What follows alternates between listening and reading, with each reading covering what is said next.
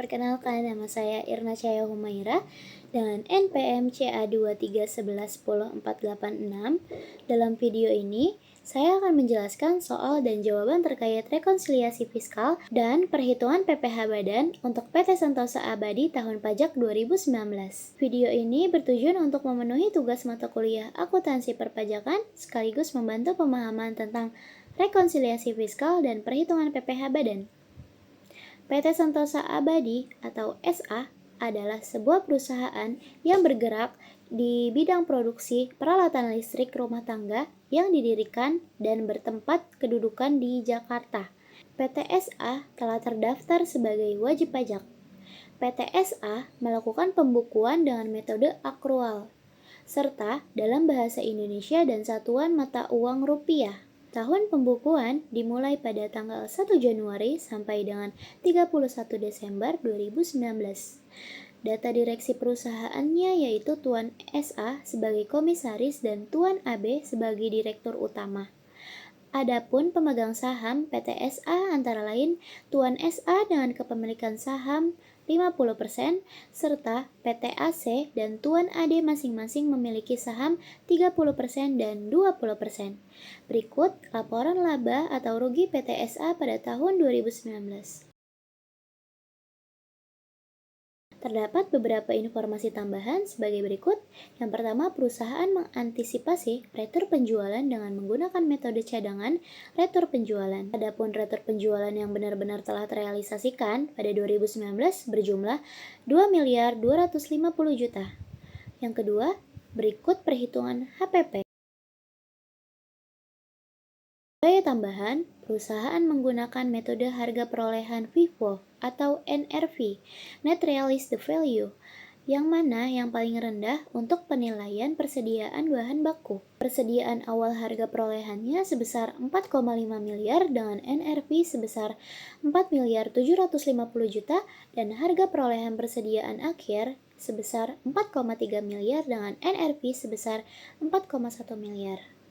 B. Dalam gaji dan upah, termasuk PPh pasal 21 ditanggung perusahaan sejumlah 425 juta. C. Berdasarkan perhitungan biaya penyusutan yang terkait dengan produksi, diketahui biaya penyusutan secara fiskal adalah sebesar 1.968.500 juta. D. Dalam biaya lain-lain termasuk biaya perawatan kendaraan pribadi pemegang saham, yaitu Tuan SA sebesar 100 juta. Selanjutnya, ada biaya umum administrasi dan penjualan dan pendapatan biaya lain. Bisa dibaca dahulu atau kalau perlu di screenshot dahulu. Diminta untuk pertama, membuat rekonsiliasi fiskal, kedua, membuat perhitungan untuk PPh terutang untuk tahun pajak 2019 dan pajak kurang bayar atau lebih bayar, dan ketiga, buat perhitungan untuk angsuran PPh pasal 25 tahun pajak 2020. Penjualan bruto PT SA menurut akuntansi sebesar 48 miliar dan menurut fiskal juga sebesar 48 miliar. Potongan penjualan menurut komersial sebesar 2 miliar dan menurut fiskal juga sebesar 2 miliar. Retur penjualan menurut akuntansi sebesar 3 miliar. Ada koreksi fiskal positif sebesar 750 juta dan menurut fiskal 2 miliar 250 juta. Kenapa terjadi koreksi positif? Karena retur penjualan itu menambah laba. Kenapa koreksi positifnya bisa 750 juta? Karena menurut undang-undang biaya yang hanya diperkenankan hanya sebesar 2.250 juta. Selanjutnya, penjualan neto. Menurut komersial sebesar 43 miliar dan koreksi fiskalnya 750 juta, maka menurut fiskal sebesar 43 miliar 750 juta. Kenapa dapat 43 miliar 750 juta? Karena hasil penjumlahan dari penjualan bruto dikurangi potongan penjualan dikurang retur penjualan. Karena koreksi positifnya 750 juta, maka menurut fiskalnya 43 miliar 750 juta hasil dari penjumlahan 43 miliar dan 750 juta.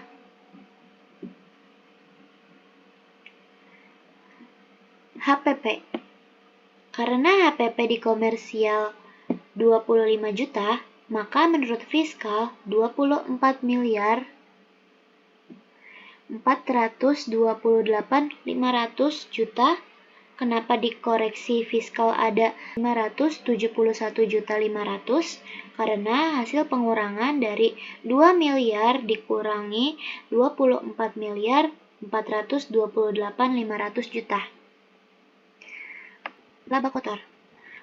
Laba kotor, penjualan neto dikurangi dengan HPP, maka menghasilkan 18 miliar menurut komersial. Koreksi fiskal positif sebesar 1 miliar 321.500 juta didapat karena hasil penjumlahan dari 750 juta ditambah 571.500 juta, dan kenapa menurut fiskalnya 19 miliar 321.500 juta? Karena hasil penjumlahan dari 18 miliar ditambah 1 miliar 321.500 juta. Selanjutnya ada biaya usaha. Biaya usaha menurut akuntansi sebesar 9 miliar 441.500 juta didapatkan dari rekapitulasi biaya usaha. Ada koreksi fiskal positif sebesar 108 150 juta, maka menurut fiskal 9 miliar 350 juta.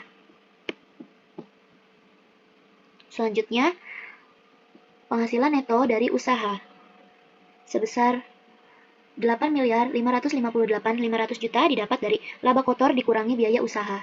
Laba kotor dikurangi biaya usaha, maka menghasilkan 8 miliar 558.500 juta. Ada koreksi fiskal positif sebesar 1 miliar 429.650 juta, maka menurut fiskalnya sebesar 9 miliar 988.150 juta.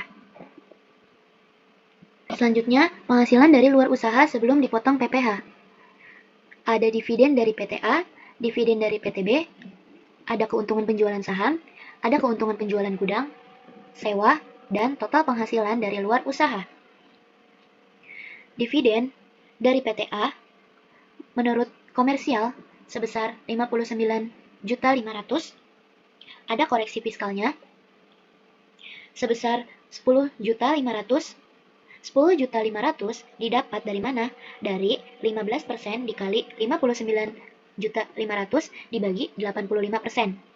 Maka hasilnya 10.500.000 dan menurut fiskal sebesar 70 juta. Selanjutnya ada dividen dari PTB. Menurut komersial sebesar 95 juta. Kemudian ada koreksi negatif sebesar 95 juta, maka hasilnya menurut fiskal 0. Karena PTB memiliki saham 30%, yang berarti lebih dari 25%, maka dividen ini tidak termasuk objek pajak. C. Keuntungan penjualan saham. Termasuk PPh pasal 4 ayat 2 yang termasuk final, maka tidak boleh dibiayakan secara fiskal, sehingga perlu dikoreksi.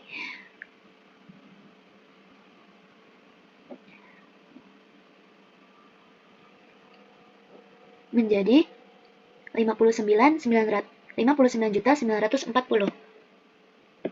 D. Keuntungan penjualan gudang.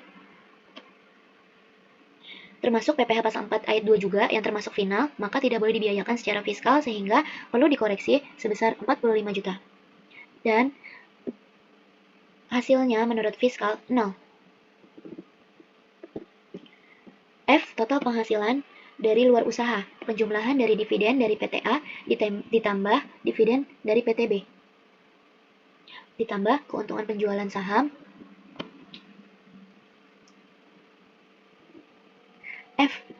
F. Total penghasilan dari luar usaha, penjumlahan dari dividen dari PTA ditambah dividen dari PTB ditambah keuntungan penjualan saham ditambah keuntungan penjualan gudang dan sewa. Maka hasilnya menurut akuntansi komersial menghasilkan 386.840.000. Maka menurut fiskalnya sebesar 200 juta. Selanjutnya ada biaya dari luar usaha, termasuk A. Bunga pinjaman dari bank aman, B. Rugi selisih kurs, dan C. Total biaya dari luar usaha.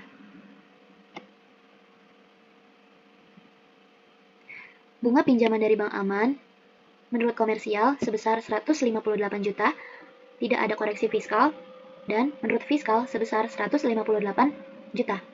Rugi selisih kurs menurut komersial sebesar 125 juta, tidak ada koreksi fiskal, dan menurut fiskal sebesar 283 juta.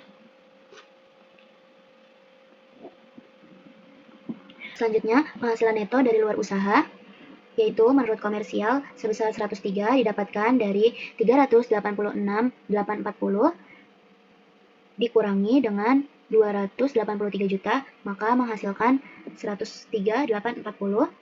Ada koreksi fiskal positif sebesar 186.840, jumlah koreksi positif sebesar 186.840, dan menurut fiskal 83 juta. 83 juta dapat dari mana? Dari pengurangan 186 dikurangi 283. Selanjutnya, penghasilan neto dalam negeri menurut komersial sebesar 8.662.340 juta didapatkan dari penghasilan neto dari usaha ditambah dengan penghasilan neto dari luar usaha. Ada koreksi fiskal positif sebesar 1.242.810. Maka menurut fiskal sebesar 9.905.150 juta. Selanjutnya ada penghasilan neto luar negeri yang terdiri dari laba cabang pabrik di Tiongkok, rugi cabang pabrik di Malaysia, dividen dari High Electronic Inc., dan total penghasilan neto luar negeri. Laba cabang pabrik di Tiongkok menurut komersial sebesar 55 juta, ada koreksi fiskal positif sebesar 9.500.000 dan menurut fiskalnya sebesar 64.500.000. Rugi cabang pabrik di Malaysia menurut komersial sebesar 195.500.000, ada koreksi fiskal positif sebesar 195.500.000, maka menurut fiskalnya 0. Dividen dari High Electronic menurut komersial sebesar 65 juta, dan ada koreksi positif sebesar 22.500.000, maka menurut fiskal sebesar 87.500.000. Selanjutnya, ada total penghasilan neto luar negeri. Menurut komersial sebesar 75.500.000, ada koreksi positif sebesar 227.500.000, dan menurut fiskal sebesar 152 juta. Selanjutnya, ada jumlah penghasilan neto. Jumlah penghasilan neto menurut akuntansi komersial sebesar 8.586.840.000 karena hasil pengurangan dari 8.662.340 dikurangi dengan 55 juta. Ada koreksi positif sebesar 1.470.310 dan menurut fiskal sebesar 10.057.150.